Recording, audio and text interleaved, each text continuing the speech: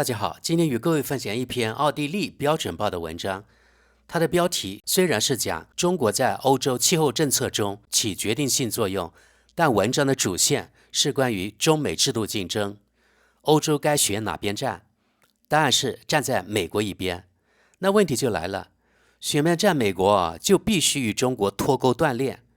但由于欧洲在许多方面，特别是气候保护以及气候转型方面，不得不依靠中国，所以呢，欧洲就左右为难了。我们来看看该报道。看不见的机遇，中国如何影响欧洲的气候政策？欧盟越来越将自己与中国隔绝开来，例如在电动汽车方面，在许多领域，这种做法既不可行，在经济上也不理智。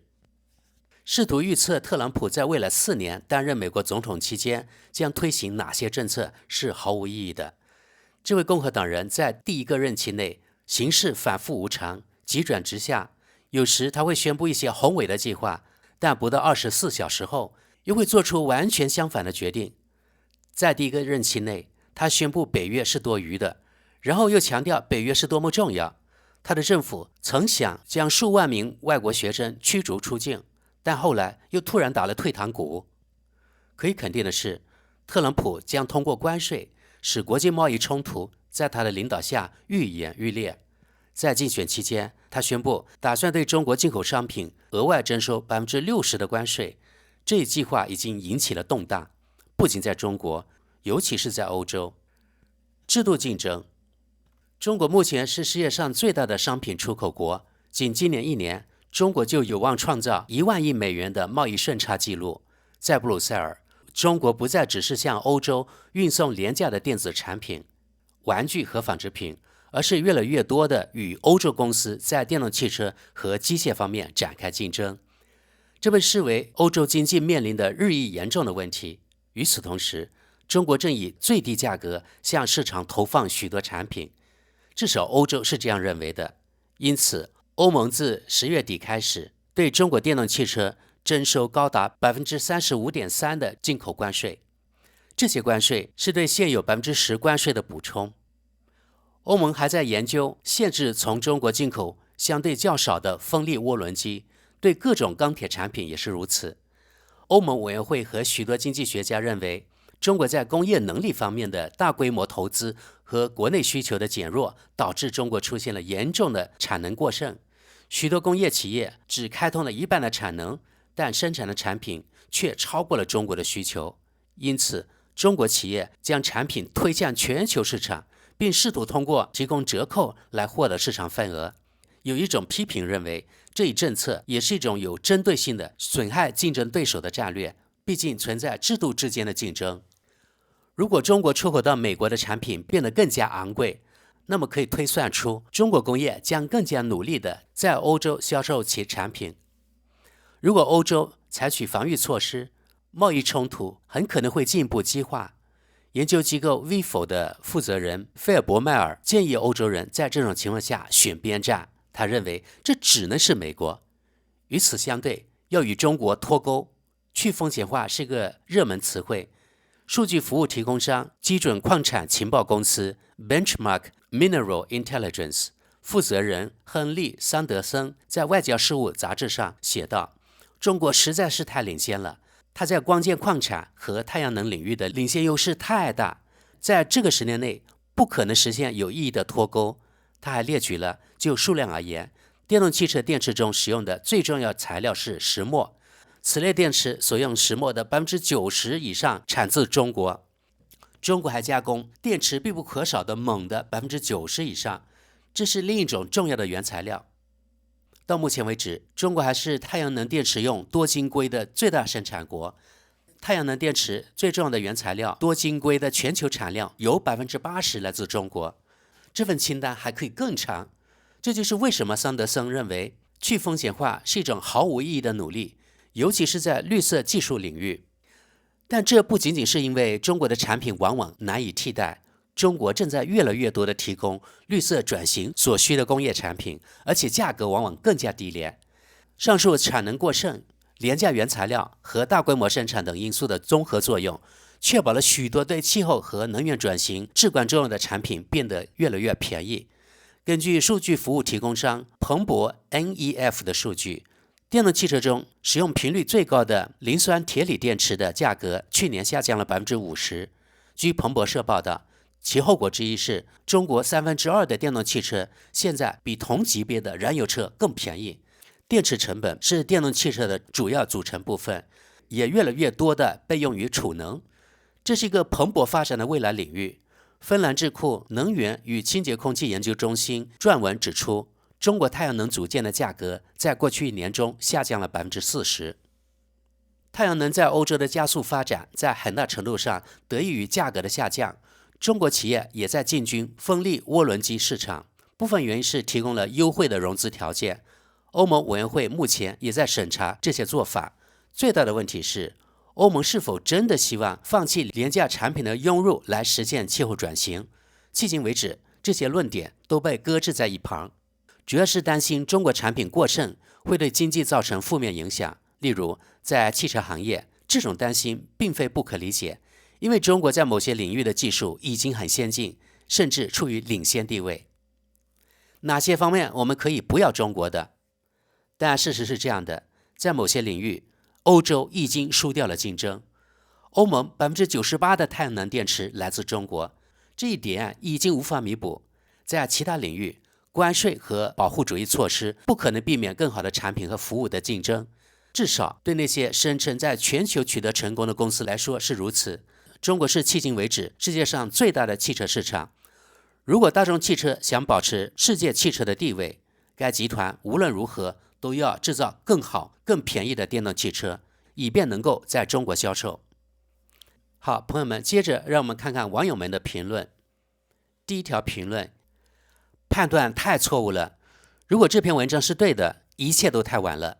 那么我们不禁要问，中国是如何在短短几年内就具备竞争力的？奇怪的是，中国也封锁了自己的市场，并对外国公司提出了苛刻的条件，以加快它的发展速度。汽车电池在未来将发挥至关重要作用，因此在这一领域依赖独裁统治在任何情况下都是不可接受的。此外，发展并非没有尽头，几乎总有替代方案。从这个意义上讲，欧盟的做法是正确的，尤其是目前从中国进口的产品远远多于出口到中国的产品。下条评论：中国拥有全球 80% 以上的重要存储技术专利，单凭这一点我们就显得很被动。我们继续往下。中国的气候政策比欧洲好，尽管欧洲早在30年前就可以实施，但我们现在来指责他们，因为普通民众在他们的经济体系中扮演了角色。好，再往下。竞争力是效率问题。2024年，中国已完成近200吉瓦的风电项目招标，中标的风力涡轮机制造商将获得每千瓦1900元，约每千瓦250欧元的平均价格，因此营业额仅为500亿欧元。包括变电站在内的 EPC 成本将远低于每千瓦500欧元，中国光伏发电的 EPC 成本低于每千瓦时400欧元。这意味着在考虑补贴因素后，中国拥有极其廉价的电力资源。成本降低的主要原因是大量制造商之间的激烈竞争，这也适用于供应链。效率使你具有竞争力。下一条评论：反正通过劳动也赚不到钱，那就让中国去干吧。欧盟的钱已经够多的了，让我们回到创始宗教和哲学的时代，在绿草如茵、空气清新的森林中享受生活吧。继续往下。认清事实，中国在所有领域都要便宜得多。与欧洲相比，中国的成本优势高达 66% 到 80%， 这适用于工资、材料成本、原材料、能源和整个供应链，包括土地、工厂和建筑。中国拥有一流的基础设施，包括公路、铁路网、运河、内河航道和主要港口。在研发方面也是如此，能源、煤炭、钢铁、水泥、建筑、太阳能发电厂、风能、制药、化工和许多工业产品等的产量比欧洲高出许多倍。欧洲早就落后了。全球化者希望将整个工业外包给亚洲，他们几乎完全成功了。我们再往下。第二个事实是，欧洲几乎所有行业都受到抛售和裁员的影响，化工、原材料、采矿、制药、煤炭、钢铁、电子、计算机等。欧洲汽车工业及其供应商的衰落现已开始，宝马、大众、奔驰越来越多迁往中国生产。奔驰的新型混合动力汽油发动机现在只在中国生产，供应商的大量零部件都来自中国。欧洲全球化的政治人物错误地认为，欧洲及其工业将始终拥有竞争优势和知识优势。现在，欧洲应该做一个较弱的竞争者，与中国和亚洲竞争。欧洲根本没有应对这种局面的战略。对此，为何媒体保持沉默呢？下条评论：中国复制技术，以巨额补贴推动各经济领域的发展，以倾销价格淘汰竞争对手。这些补贴是其他国家负担不起或不允许进行补贴的。在欧盟，这是严重的违法行为。除了关税，还能如何反击这种宣战行为？这位网友跟帖道：这就是为什么欧洲人用大量补贴商品摧毁了比如非洲的奶油养殖业或养鸡业等。他们只是软弱的对手，这招很管用。现在欧洲只是在反噬自己。我不知道为什么这种情况没有在这里发生，尽管这非常重要。但中国最新的对美国的出口限制已经被认为是成熟的二级制裁，因此无论谁向他们供货都将受到制裁。美国已经证明了这一点。国防工业和芯片工业肯定不会喜欢这样，情况很快就会变得非常紧张，这也给了中国很多追赶的时间。再往下吧。来自中国的垃圾是不可持续的，当然也不是按照社会道德价值观生产的。最黑暗的世界末日廉价垃圾，把中国拼多多海外版关了，对其他商品征收关税。这位网友反驳垃圾论，他说这些中国垃圾大部分都比欧洲的替代品要好。华为和小米制造的手机在性价比方面都是最好的。给我看看哪款欧洲汽车能做到这一点，而且价格与比亚迪海豹相同。来自中国的面板成本低廉，使用寿命长达35年。海信电视轻松击败了我之前拥有的一切。如果欧洲产品的质量更差，价格却更贵，我当然不会买。所以呢，请提供这些产品的欧洲替代品呀。这位网友回应道：我有一辆比亚迪海豹，我不得不同意你的观点。再往下，给我看一个能在这种条件下生产的欧洲人。我们在这里讨论的是生产过程中的人权，而在中国，你会被送进劳改营。下条评论还是这位哥们，他说：最好让我们看看在同样条件下，还有谁像小米一样接受国家补贴。中国正在发动一场经济战争，别无其他。下条评论：喜欢便宜货的人，可能大多数都不会理解你的。继续往下，鼻子抬得太高就会撞墙。首先是我们将塑料垃圾出口到中国，并为此支付了费用，然后中国人用它来制造各种各样的东西，再通过拼多多海外版运回给我们，我们再付一次钱。首先是我们在中国的世界工厂里通过合同制造这些产品，并向那里出口专业技术，却获得了巨额利润。现在他们生产同样的东西，而且能把许多事情做得更好，并把利润装进自己的腰包，他们成了坏人。当年所有大公司的高管都前赴后继地跑到中国，后来他们离开了董事会，而现在却以顾问的身份巧舌如簧，对专业技术离开欧洲而来到中国感到惊讶。这位网友跟帖道：中国不想为自己的崛起出钱，因此中国必须赚取资本。因此一个没有原材料作为资金来源的国家，不得不出口用国内现有的东西制成的产品。